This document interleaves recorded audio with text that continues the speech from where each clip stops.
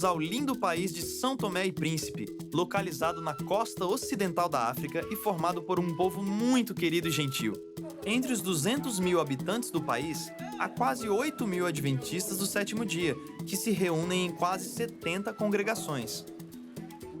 Os adventistas da região se envolvem e trabalham muito para fazer a igreja crescer, organizando novos grupos de cristãos. Esse é o Inácio, um taxista na ilha de São Tomé. Quando ele está sem passageiros, ele vai com o seu táxi amarelo para a Avenida Giovanni, onde já fez vários novos amigos.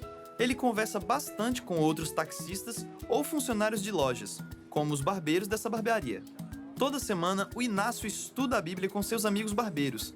Eles fazem muitas perguntas e ficam felizes de receber essa visita para aprender mais sobre Deus. Mas eles tinham uma reclamação. Eles próprios reclamaram que eles precisariam, de uma Bíblia, alguma coisa para acompanhar o estudo. Então, falei com o pastor Eliseu, pedindo algumas Bíblias. Então, o pastor me concedeu 5 Bíblias. Então, como essas Bíblias são Bíblias de estudo, já tem estudos aí na parte final da Bíblia. E isto possibilitou de grande maneira que melhorasse o nosso estudo aqui na prática. Essa é a rotina do Inácio. Ele anda por toda a cidade e conversa com todos os que encontra sobre a Bíblia, fazendo estudos até mesmo dentro do táxi. Algumas vezes ele encontra pessoas que não concordam com tudo que ele fala, mas sem perder a simpatia, ele cita a Bíblia, porque ele acredita que a palavra de Deus pode esclarecer qualquer problema. E este evangelho do reino será pregado em todo o mundo, em testemunha a toda a gente, então virá o fim. E não adianta estar num lugar junto com as pessoas em que a gente conhecendo a palavra do Senhor e não leva o evangelho às pessoas.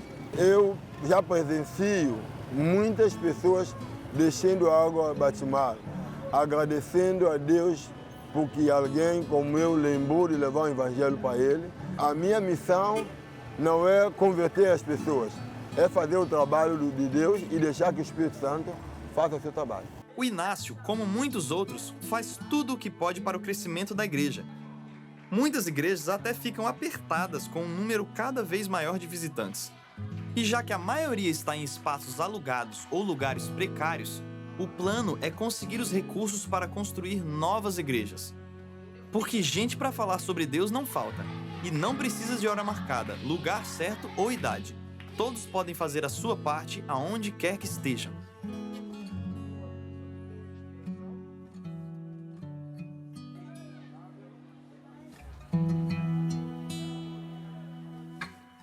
Será que Jesus Cristo é de fato o único caminho de acesso a Deus o Pai?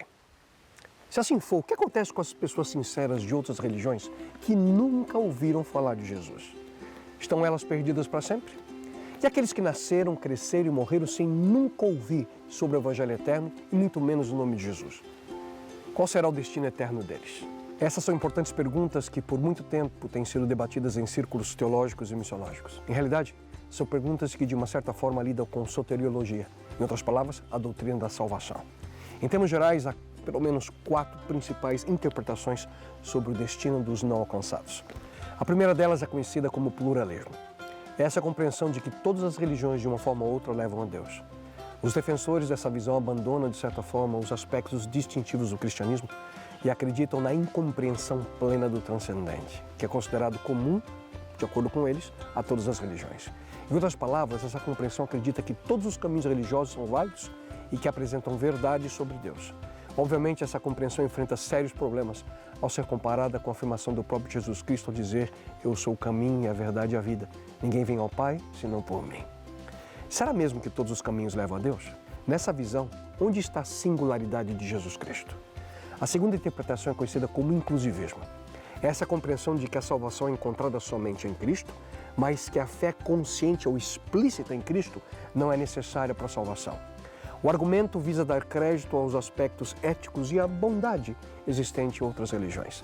A visão inclusivista deu origem ao conceito do cristão anônimo, que acredita que um adepto de qualquer uma outra religião não cristã pode ser salvo, através de Cristo, com base no fato de que se ele tivesse a chance de conhecer Jesus, aceitaria seus ensinamentos e decidiria segui-lo.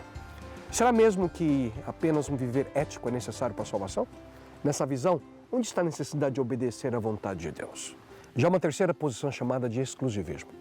Nessa compreensão não há qualquer chance de salvação para qualquer pessoa se ela não ouvir, aceitar e viver de acordo com os ensinamentos de Jesus Cristo. Baseada no conceito grego da verdade como apenas uma e não muitas, os defensores do exclusivismo consideram todas as outras reivindicações religiosas como falsas e inválidas, já que a revelação cristã é a única aceita como verdadeira. Será mesmo que não há esperança alguma para aqueles que nunca tiveram a oportunidade de ouvir sobre Jesus? Nessa visão, onde está o amor e a misericórdia de Deus? Uma quarta posição é conhecida como universalismo, ou reconciliação universal. Essa é a compreensão de que todas as almas humanas, mesmo os mais pecaminosos e alienados, por causa do amor e da misericórdia divinos, serão finalmente reconciliados com Deus.